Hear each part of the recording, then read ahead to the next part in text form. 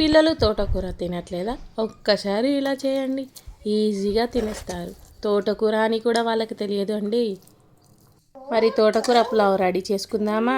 ముందుగా తోటకూరని శుభ్రంగా కడుక్కొని స్టవ్ మీద గిన్నె పెట్టి వాటర్ పోసి ఉడకపెట్టుకోవాలి.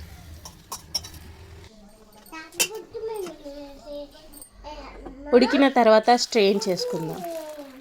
తోటకూర చల్లారిన తర్వాత మిక్సీ పట్టుకుందాం. ఎల్లిపాయలు కూడా వేసుకొని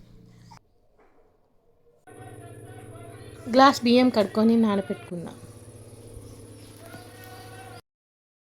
కావాల్సినవి ముందుగా స్టవ్ ఆన్ చేసుకొని కుక్కర్ గిన్నె పెట్టుకొని నూనె పోసుకుందాం.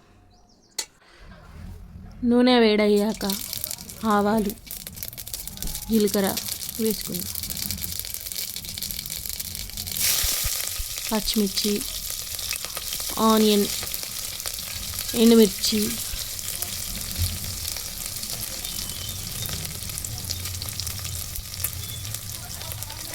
వేసుకొని వేగిన తర్వాత శనగపప్పు, పెసరపప్పు వేసుకుందాం ఒక్కొక్క స్పూన్.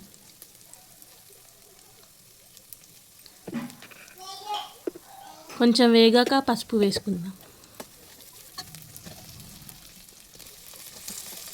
పసుపు వేగింది, టమాటా కూడా వేసుకుందాం. టమాటా కొంచెం మగ్గిన తర్వాత తోటకూర మిక్సీ పట్టుకుంది వేసుకుంది.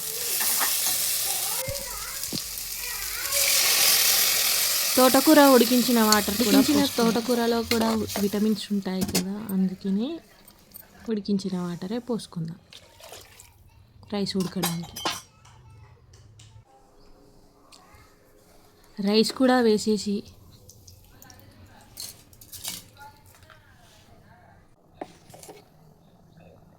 తగినంత సాల్ట్ కూడా వేసుకుందాం. వేసుకొని కుక్కర్ మూత పెట్టుకుందాం. 3 విజిల్స్ వచ్చాక కుక్కర్ని ఓపెన్ చేయాలి.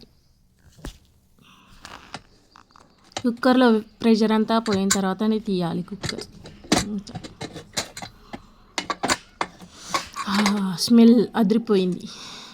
ఇప్పుడు కొత్తిమీర కూడా వేసుకుందాం. లాస్ట్లోనే వేస్తుంది అనుకుంటున్నారా?